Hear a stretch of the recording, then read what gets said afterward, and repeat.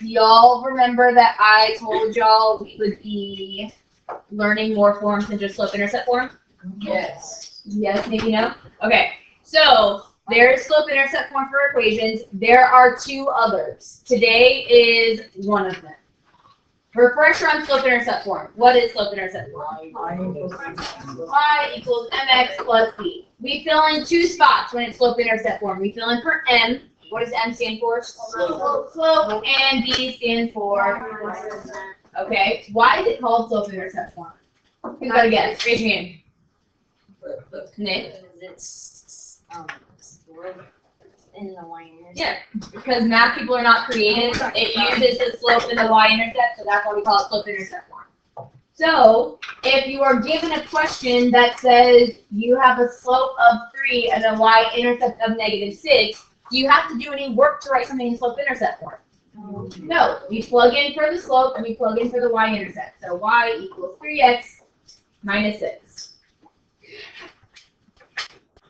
So that is our first form, the first form you ever learned for linear equations, equations for lines. Today we're learning another one. The other one we're learning is point slope form. Math people, not creative. Anyone want to take a guess of why it's called point slope form? Josh? Not. If it's point, slope. You're figuring out. It's a point and a slope that makes the equation. The equation for point slope form is on your formula chart. You don't have to memorize it. My guess is a lot of you will have it memorized by the end of class. Y minus y1 equals m, and then in parentheses, x minus x1.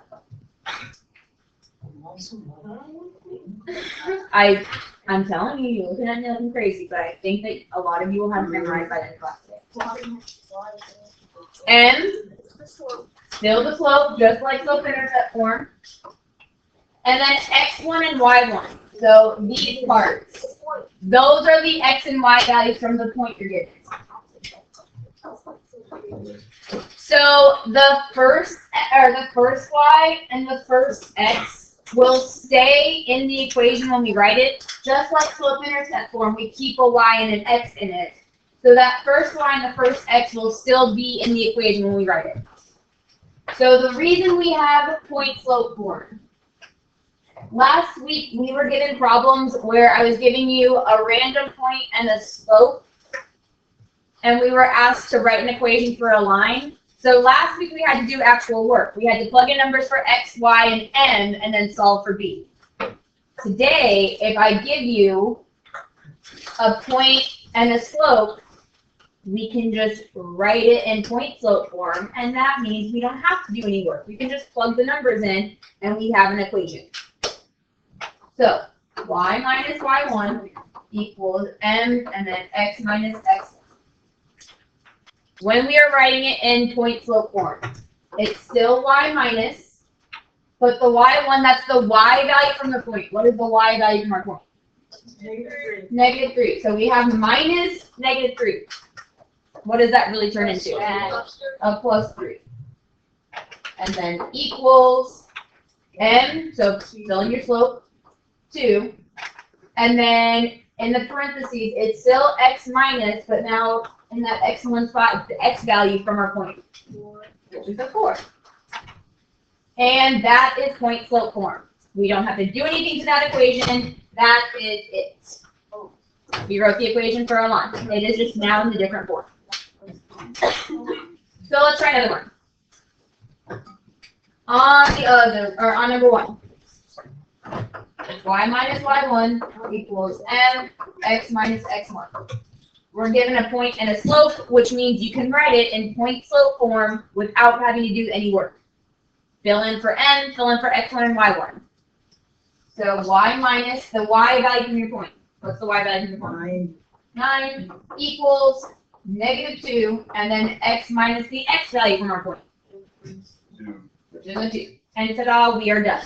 That is point slope form. No work was required because we were given a point and a slope. Go ahead and do the next one. On the next page, we are still writing our answer in point slope form, but now what we're given is 2 points. The form is called point slope form. That means you need a point and a slope. Are we given both things? What is missing? The slope. But if you're given 2 points, you can definitely find the slope. Because finding the slope is y2 minus y1 over x2 minus x1. So 8 minus 4. And then 5 minus -1. So 5 plus 1. That turns into 4 over 6, which is equal to 2/3. So we got the slope. It is called point slope. That means we need 1 point. It does not matter what point you pick. You can pick the point that you think is easier to plug into. I tend to pick points that are positive if possible, because that way I don't make a mistake with a negative thing anywhere, but it does not matter. They would both be correct. On a test or a quiz, I would write every option, and as long as you have one of those options in an answer blank, it would be right. So point slope form, y minus y1 equals m, and then x minus x1. Which point would y'all like to use? Okay, so if you use that point, y minus the y value for your point, and then n for m is 2/3, and then x minus the x value from your point, which is 5.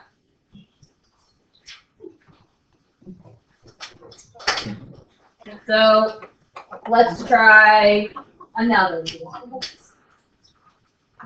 If we look at number 3, our end goal is to write it in point slope form. That means we need a point and a slope. We're given 2 points, so that part is good. We still need the slope though. So finding the slope. y2 minus y1, so 8 minus 2. And then x2 minus x1, so -8 -6 minus -8. Which means it's -6 plus 8. So 4 over 2, which equals 2.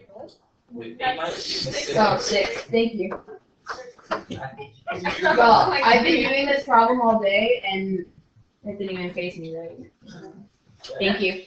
You're welcome. Okay. Which point do you want to use? Okay. It does not matter. You could pick the other one, and it would be fine. It's still the right equation for that line. So y minus the y value from the point, which is 8, equals 3, and then x minus the x value. So that would be minus -6, but if you have minus -6, that really makes it a plus 6. So go ahead and do the next one for that one. So what we're doing on the next part is we are still writing equations for a line, but on the next set of stuff, our end goal is we want our answer to actually be written in slope-intercept form. So last week we did this. We're given a slope and a point. That point is not the y-intercept. So what we did last week and before that, we plugged numbers in for m, x, and y in slope-intercept form, and we solved for b. Does that sound familiar? Okay. That is still an option for this. But if you're given a point and a slope, you have a different option. The other option, write this equation in point slope form, and then it takes 2 steps to get from point slope to slope-intercept form. I actually think this way is a little bit faster, which is nice because you can already make an equation. We don't have to really do work to make an equation. So if we have point slope form, y minus y1 equals n and x minus x1. Plugging our numbers in for point slope form. Y minus the y value from our point. So that's going to be minus -3, so plus 3 equals 2. And then x minus the x value from our point, which is a 4. It will take 2 steps every time to get from point slope to slope-intercept, and it is the same 2 steps no matter what. First step is distributing. So y plus 3 equals 2x minus 8. And the second step, slope-intercept form, y needs to get by itself, so move the 3 over. Y equals 2x minus 11. And ta-da, we now have something in slope-intercept form, and it took us 2 steps, but we got to start with point slope first and then move it over. So let's try another one. Same idea. Our end goal, we want it in slope-intercept form, but if they start by giving you a point and a slope, start with point slope form and then manipulate it. So y minus the y value from the point. What's our y value from the point? 9. So y minus 9 equals -2, and then x minus the x value from our point. So 2. Same 2 steps every single time. Distribute that number in front of the parentheses. So y minus 9 equals -2x, and then plus 4, because -2 is -2. The second step, move whatever's over there with y. So we're going to add 9.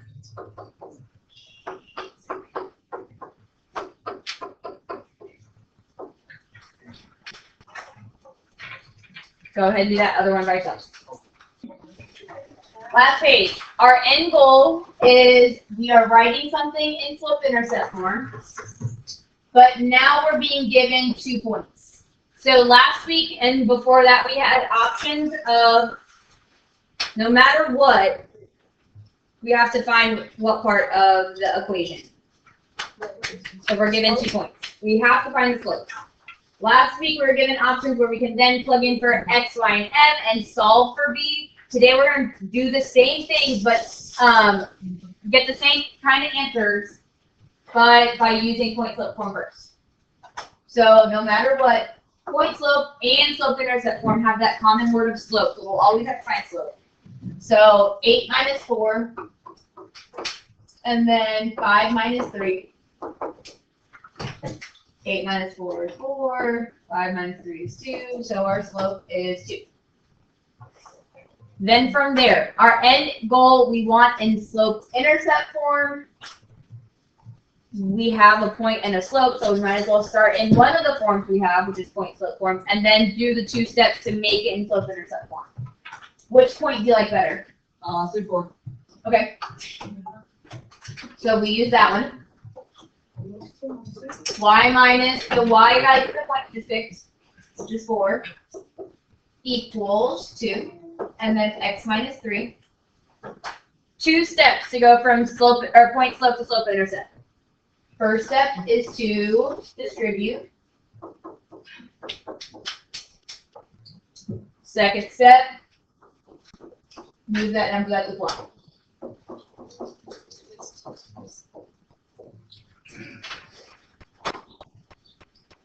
And just so we can all breathe a little easy, I will show it to you. It doesn't matter what point you pick. So let's say we actually picked the 5, 8 point, or someone else picked that.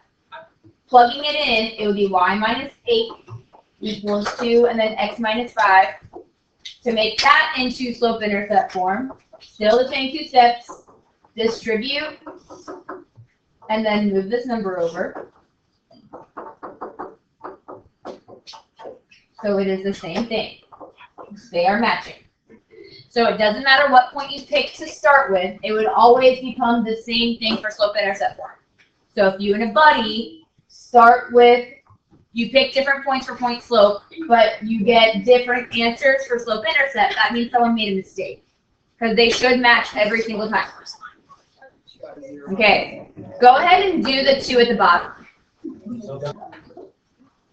What we're doing with this, if you have point slope form, you can go straight from point slope form to graphing.